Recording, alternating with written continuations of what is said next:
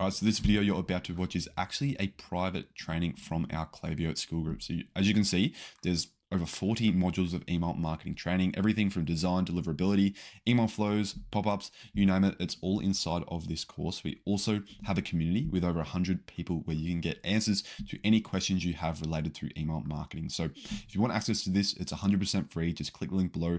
You can get access to it right now. Otherwise, hope you enjoy. Okay, so now I want to talk about a very important topic that not enough brand owners are talking about, not enough agencies are actually talking about either, and this is focusing on high leverage strategy within your Klaviyo account. So before you watch any of the course and any of the actual teachings, I really want to emphasize how important this part of the account is. So make sure you watch this video in its entirety because you're going to get a lot from this training. So many founders get stuck focusing on low leverage tasks inside of their Klaviyo account.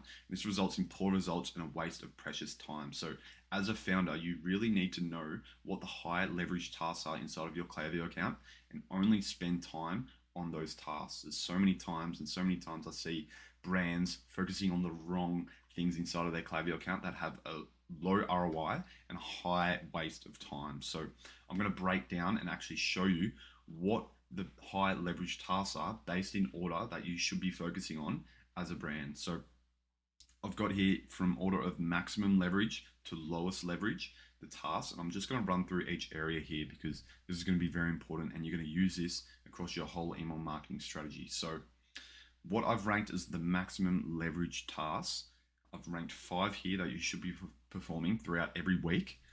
And this is even more important if you only have a limited amount of time to spend on your Klaviyo account. So if you don't have an actual team running your Klaviyo account, it's highly likely that you've got so many other areas of the business to run. So you might only be able to spend 4 to 5 hours a week inside of your Klaviyo account running tests and optimizing the account and building out flows. So if you could only focus on some high leverage tasks, this is what they would be. So maximum leverage, I've wrote the first one here is collecting zero-party data about your subscribers. Now, I've got a whole video covering zero-party data in this course, so watch that one definitely. But what this means essentially is gathering inputs about your subscriber. So you can collect this on the website. So in the pop-up form, you collect information about who they are and some characteristics.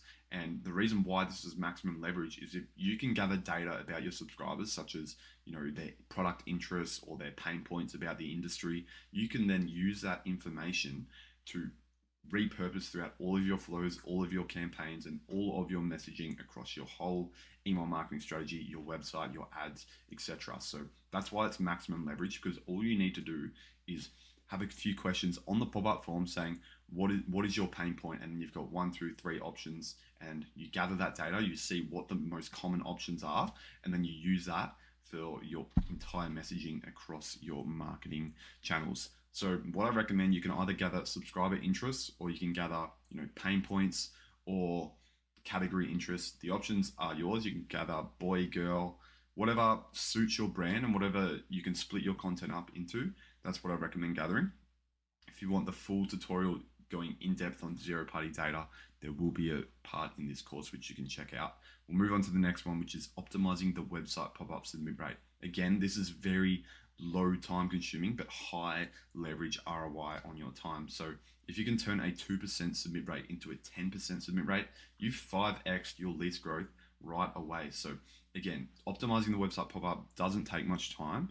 It's probably 30 minutes a week you can spend optimizing this submit rate, running some A/B tests, setting up new A/B tests. And if you can get to that 10% submit rate, your email list sign up rate and your growth is going to be exponential. So that's why I've wrote that as maximum leverage, as it affects every other area of your Klaviyo account as well, because the more people signing up means the more people going through your flows, seeing your campaigns, which means higher and higher revenue levels. So number 3 here is perfecting the welcome flow journey. Now, the welcome flow, I've said this time and time again, is the most important flow in your entire email marketing funnel. The reason why is because this is the first subscriber experience they get with your brand. So it's so important you map out the customer journey and you know exactly the type of content that your subscribers need to see to become a customer. So here, make sure you take out the time to really build out a world-class welcome flow where you're testing email content, you're testing flow order, you're testing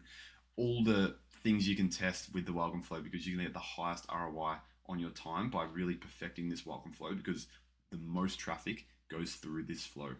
Next here, I've got testing offer types and your sales messaging. So this is where you can test discounts versus so percentage discounts versus dollar discounts. You can test buy one, get one free versus free shipping. Running these tests in your email marketing, you can run this on the website pop-up, you can run this in your flows, and you can run this in your campaigns. Finding out what offers your customers are most receptive to is going to really influence your whole approach when it comes to sales. So when it comes to Black Friday, you can use this data to influence, okay, maybe we run a bundle sale this year because we got really good results from our campaigns. Or maybe you think, a 10% discount is better than $10 off, or vice versa. So running these offer type tests is going to give you really good data on what your subscribers are most receptive to when it comes to sales. Next here, I've got sending campaigns to big segments. Now, this is a really important one as well. I've just had an alarm go off, so bear with me.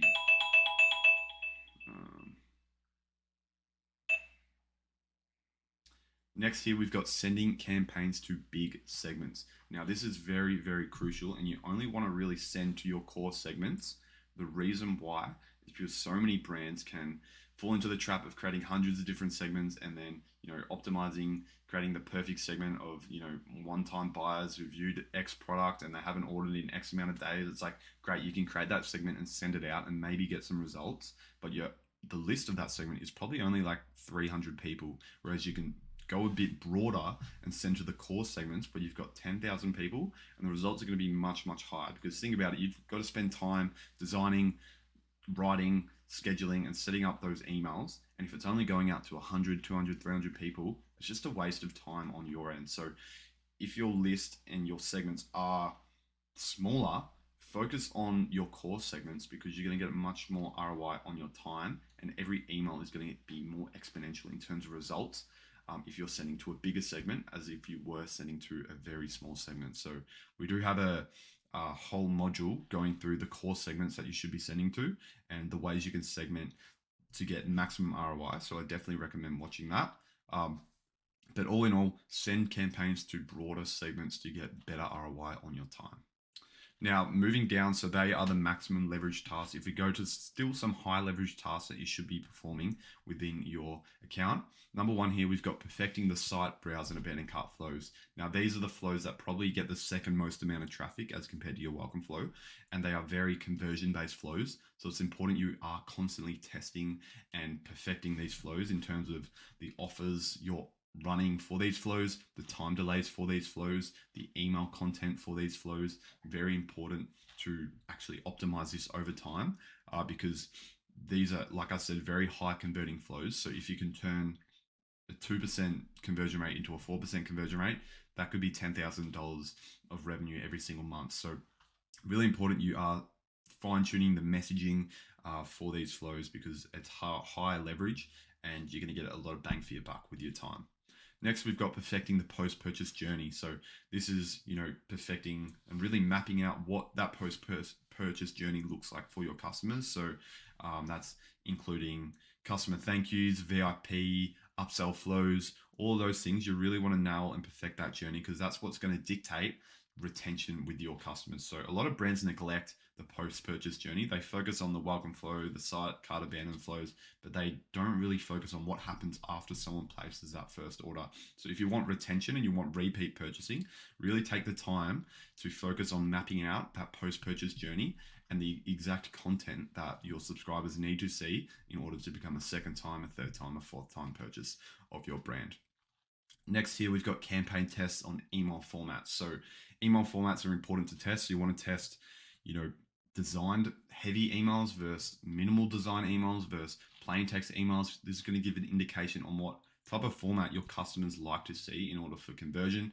And, you can test this on your campaigns and then apply it to your flows. So we love to test campaigns, use that data for the flows, because you get instant feedback right away because you're sending to a large batch of subscribers. You can send to 10,000 people at once and get, results within a day. Whereas if you're testing, this on flows, it might take weeks to get that result. Also, you got testing on email content. So this again is very important. So you're testing, certain types of content. So maybe you're testing a certain pain point or objection. You're testing a price objection versus quality objections, seeing what actually type of content it takes for customers to convert, see which one gets a high conversion rate, and then use that across your flows, use that across your entire messaging on your website, your ads, etc. Really important you nail the messaging and the content test to find out what your customers are most receptive to. So they are the maximum and the high leverage tasks that you should be focusing on. Now let's talk about some low leverage tasks that we see brands running all the time. Agencies run this too. I don't know why agencies spend their time running this. They probably just don't understand what leverage means. So avoid these tests. If your agency runs these tests, you probably shouldn't be working with them because they don't have their finger on the pulse in terms of what's working. So some low leverage tasks to avoid is sending campaigns to small segments. Now, this is a little caveat here.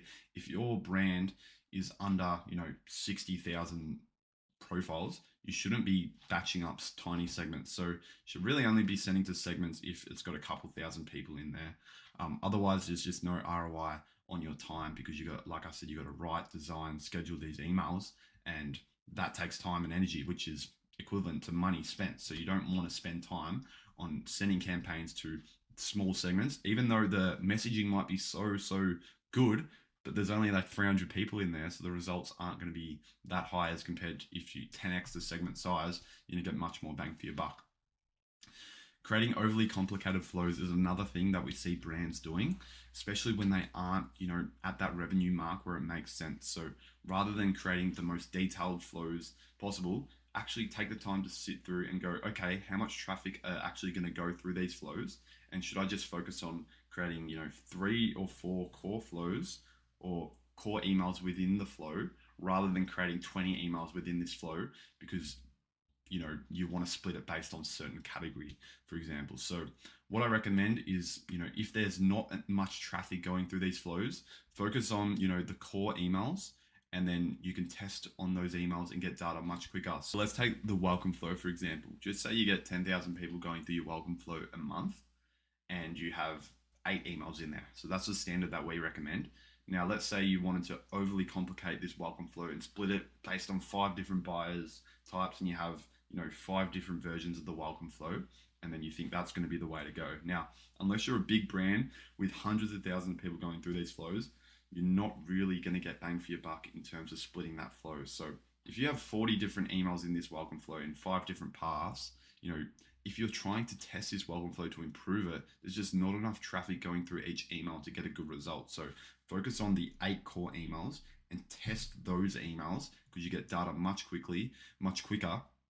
And then you can influence and optimize those flows much quicker because you're getting so much feedback on a quicker basis rather than creating 40 different emails and, minimal traffic going through each email. So it just doesn't make sense. So if you're, starting out and you're under, let's say, I'd say around $1 million a month, just focus on, core emails and testing those emails rather than creating 30 different variations of a flow because it just is too complicated and things get messy and you can't actually track results and get data quickly enough.